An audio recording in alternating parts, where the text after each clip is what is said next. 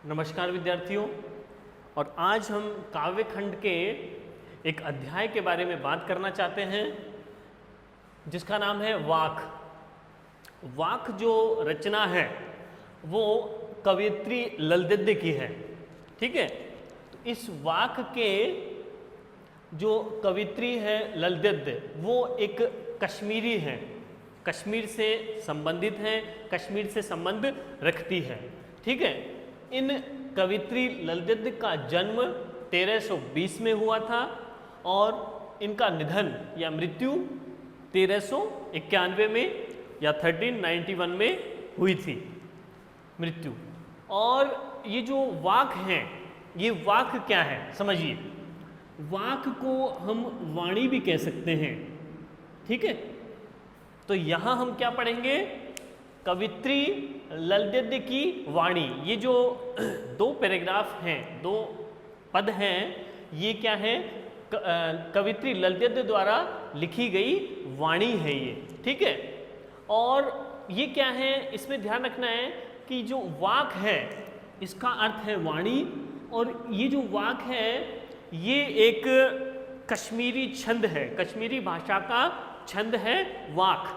ठीक है, और ये जो वाक जो रचना है ये कोई मौखिक रूप से है, मौखिक रूप से आगे से आगे पीढ़ियों में ये प्रचलित हो रही है, चल रही है।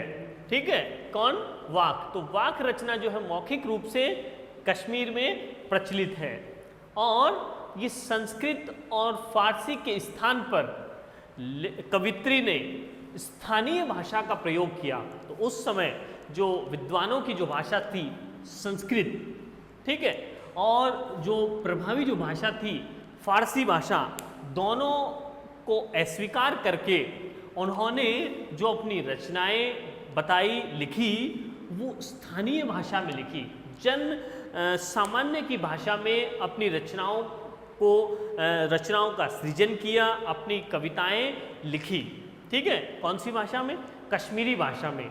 हम कौन सी भाषा में पढ़ेंगे, हिंदी भाषा में। तो हिंदी भाषा में इन कविताओं का अनुवाद किया गया है। हमारी पुस्तक में, हमारे चैप्टर में ये 4 पद हैं, जिसमें से आज हम पढ़ना चाह रहे हैं 2 पद। ठीक है, तो आइए समझते हैं क्या कहा है कवयित्री ने। यहाँ पर इन्होंने क्या किया है, धार्मिक आडंबरों का विरोध किया है कवयित्री के द्वारा। तो क्या कहा है कि रस्सी कच्चे धागे की खींच रही मैं नाव। तो इसका सामान्य जो अर्थ होगा वो क्या हो जाएगा कि मैं कच्चे धागे से बनी हुई रस्सी को खींच रही हूं। क्या कर रही हूं, कवयित्री कह रही है कि कच्चे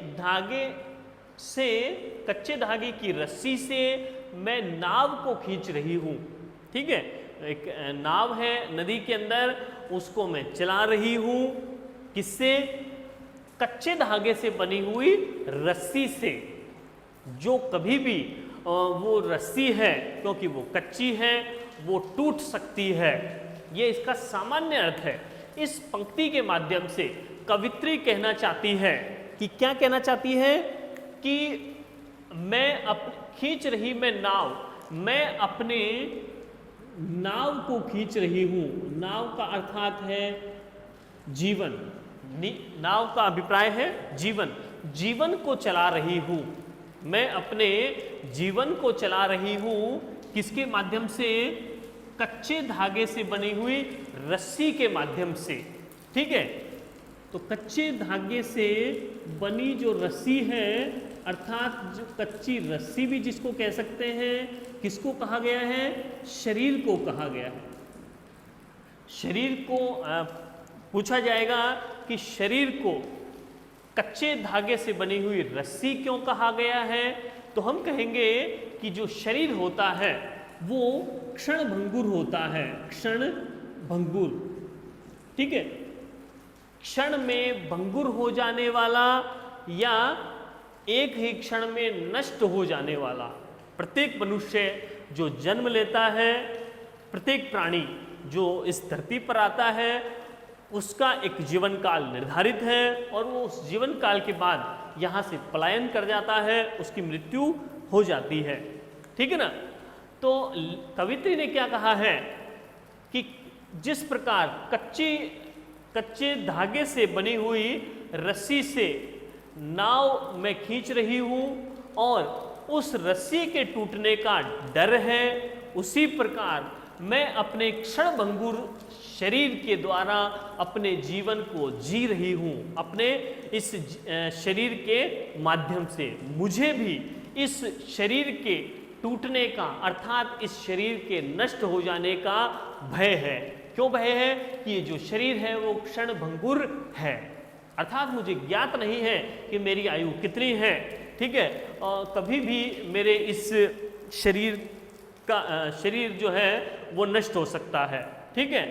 तो क्या कह रही है कवित्री इस पंक्ति के माध्यम से कह रही है कि मैं कच्चे धागे से बनी हुई रस्सी अर्थात क्षणभंगुर शरीर के माध्यम से जीवन रूपी नाव को चला रही हूँ, खींच रही हूँ, और जाने कब सुन मेरी पुकार, करे देव भवसागर पार।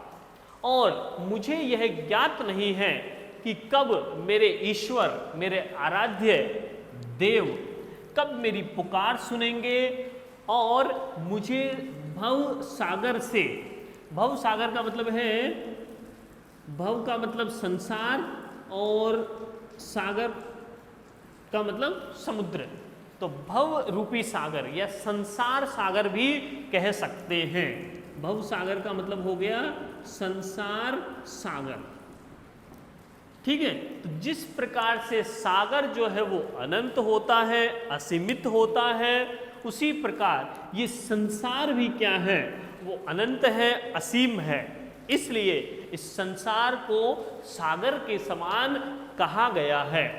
और कवित्री कह रही है कि कब मुझे इस संसार रूपी सागर से पार लगवाएंगे ईश्वर, ये मुझे ज्ञात नहीं है। क्या कर रही है और कवित्री कि पानी टपके कच्चे सकोरे। कच्चे सकोरे का तात्पर्य है कि सकोरे मतलब मिट्टी का पात्र।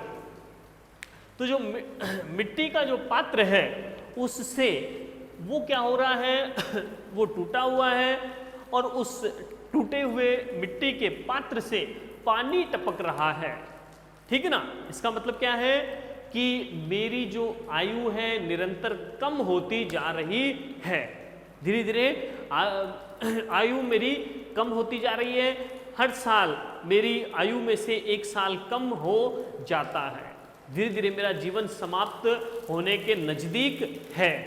ठीक है। तो कवित्री कह रही है कि जिस प्रकार कच्चे सकोरे से या मिट्टी के कच्चे पात्र से पानी टपकता रहता है, उसी प्रकार मेरी आयु भी धीरे धीरे समाप्त होती जा रही है और व्यर्थ प्रयास हो रहे मेरे, और मैं ईश्वर को प्राप्त करना चाहती हूँ, ईश्वर की पुकार कर रही हूँ कि मेरी वो मदद करें। ठीक है। लेकिन मेरे प्रयास व्यर्थ हो रहे हैं। मैं जितना ही ईश्वर के नज़दीक जाना चाह रही हूँ, ईश्वर को प्राप्त करना चाह रही हूँ, लेकिन असफल हो रही हूँ। ठीक है। तो मेरे प्रयास व्यर्थ हो रहे हैं और जी में उठती रह रहे हुक। हुक का मतलब है एक बहुत बड़ी पीड़ा उत्पन्न हो रही है मेरे जी में। ठीक है। जी का मतलब हृदय में, मेरे हृदय में, मेरे दिल में एक हुक उठ रही है, एक पीड़ा उठ रही है और घर जाने की चाह घेरे। घर का तात्पर्य क्या है? तो कवित्री अपने घर नहीं जाना चाहती है। यहाँ घर का अर्थ घर नहीं है, बल्कि इस घर का तात्पर्य है परमात्मा का घर, परमात्मा के पास। कवित्री की जो आत्मा है वो परमात्मा के पास जाना चाहती है, क्योंकि आत्मा का सर्वोपरि जो उद्देश्य होता है वो क्या होता है? इस परम आत्मा को प्राप्त कर लेना। तो उसी प्रकार लेखक की जो आत्मा है वो भी अपने घर जाना चाहती है, अर्थात वो अपने कवित्री की जो आत्मा है वो अपने परमात्मा को प्राप्त करना चाहती है, ठीक है, लेकिन उस कार्य में कवित्री निरंतर असफल होती जा रही है और उसे डर है कि कहीं इसी प्रकार मेरा जीवन ही व्यतीत न हो जाए, मैं मर ही न जाऊं और मुझे परमात्मा की प्राप्ति भी नहीं हो पाए। फिर से समझते हैं इसको। कवित्री कह रही है कि मैं कच्चे धागे से बनी हुई रस्सी से या कच्चे धागे से बनी हुई रस्सी अर्थात क्षणभंगुर शरीर से जीवन रूपी नाव को खींच रही हूँ, चला रही हूँ, और मुझे ज्ञात नहीं है कि कब मेरे आराध्य देव मेरी पुकार को सुनेंगे और मुझे इस संसार रूपी सागर से पार लगवाएंगे, मेरे जीवन को सफल बनाएंगे। और जिस प्रकार मिट्टी के कच्चे पात्र से पानी टपकता रहता है, रिसता रहता है, ठीक है ना, बूंद बूंद टपकता रहता है, पता भी नहीं लगता और पानी समाप्त हो जाता है, सकोरा यानी जो पात्र है वो खाली हो जाता है। उसी प्रकार से मेरा जो जीवन है वो भी निरंतर बीतता चला जा रहा है, और कैसे बीत रहा है, व्यर्थ ही बीत रहा है। मेरे जीवन का जो उद्देश्य है वो मुझे प्राप्त नहीं हो रहा है, ठीक है। तो इस प्रकार मेरा जीवन व्यर्थ ही बीत रहा है और मेरे हृदय में एक पीड़ा उत्पन्न हो रही है और मेरी जो आत्मा है वो अपने घर पर अर्थात परमात्मा के पास जाना चाहती है, ठीक है। नेक्स्ट पैराग्राफ है कि खा खाकर कुछ पाएगा नहीं और ना खाकर बनेगा अहंकारी, और सम खा तभी होगा संभावी और खुलेगी साकल बंद द्वार की। यहाँ क्या बताया गया है, यहाँ संभावी बनने का संदेश दिया गया है। किस प्रकार कि खा खाकर कुछ भी नहीं मिलेगा। खाने का मतलब यहाँ खाने से नहीं है, खाने का मतलब है सेवन करना या कह सकते हैं उपभोग करना। किसका? सांसारिकताओं का। सांसारिकता या कह सकते हैं विषय वासनाओं का या भौतिक सुविधाओं का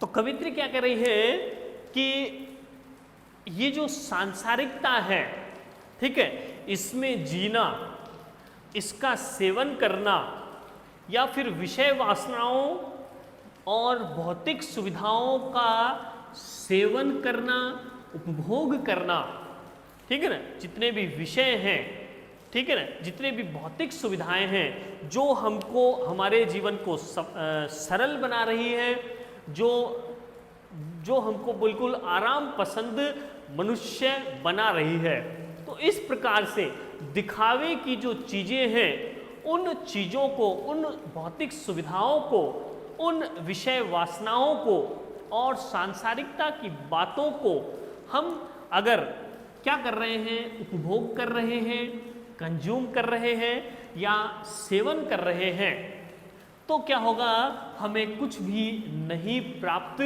होगा, ठीक है। कैसे?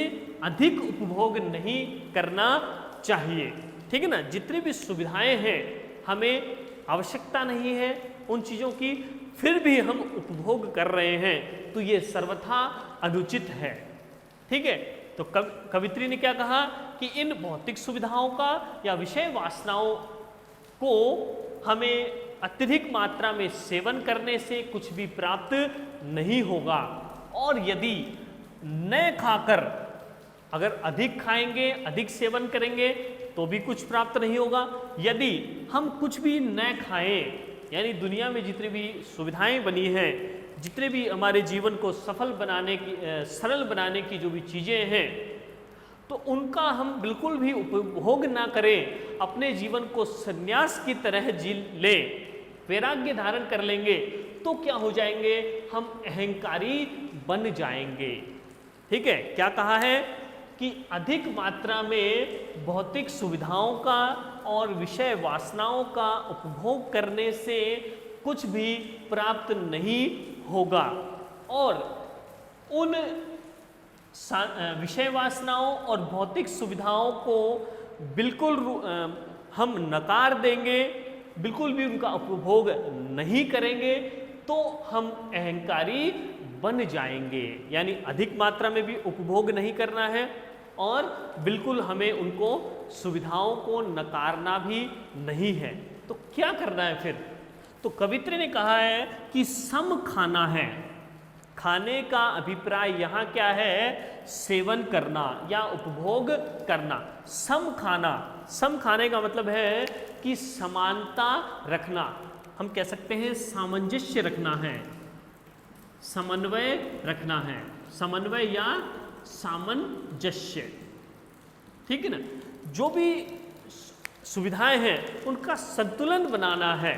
ठीक है, या कह सकते हैं संतुलन। एक बैलेंस जीवन जीना है। अधिक मात्रा में कोई भी काम किया जाएगा तो वो उसका परिणाम नेगेटिव या नकारात्मक भी हो सकता है। अगर अधिक मात्रा में हम दवाइयों का भी सेवन कर लेंगे एक ही दिन में, एक ही टाइम में, तो भी वो नेगेटिव असर हमारे ऊपर डाल सकती है। और अगर हम नियमित रूप से करेंगे, उनका संतुलन होगा दवाओं का, तो वो अच्छा इफेक्ट डालेगी। उसी प्रकार हमको क्या करना चाहिए? संतुलन बनाना चाहिए। तो हमको क्या करना है? सम खाना है, अर्थात सामंजस्य बनाना है, संतुलन पूर्वक जीवन जीना है। तभी होगा समभावी। तब हम क्या बन पाएंगे? समभावी बन पाएंगे, अर्थात समान भाव रखने वाला बन पाएंगे। और खुलेगी साकल बंद द्वार की। खुलेगी साकल, जो हमारा बंद द्वार है, किसका द्वार बंद है? हमारा मन। उस मन की साकल खुल जाएगी और हमारा मन मुक्त हो जाएगा। मन मुक्त होने से क्या होगा? हमारी चेतना व्यापक हो जाएगी, चेतना व्यापक होगी। ठीक है, हमारी सोच विकसित हो जाएगी। ठीक है ना, हमारा जो साकल थी जिस पे लॉक लगा हुआ था, वो उस गेट, बंद जो द्वार था, बंद जो गेट था, वो खुल जाएगा और मन मुक्त होगा, चेतना व्यापक हो जाएगी। फिर से समझते हैं इसको। तो कवित्री क्या कर रही है?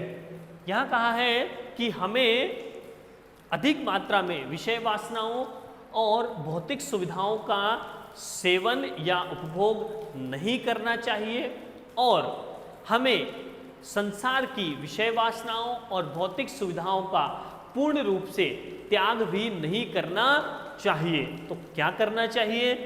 हमें इस भोग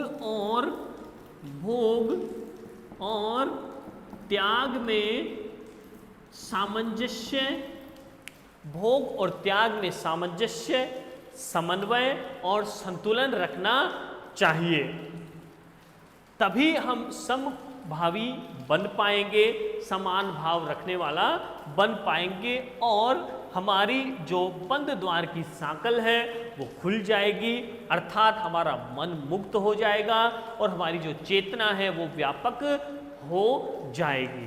तो यहाँ पर हमने पढ़े कवित्री ललित द्वारा रचित 2 वाक। नेक्स्ट क्लास में 2 वाक हम और समझेंगे। धन्यवाद।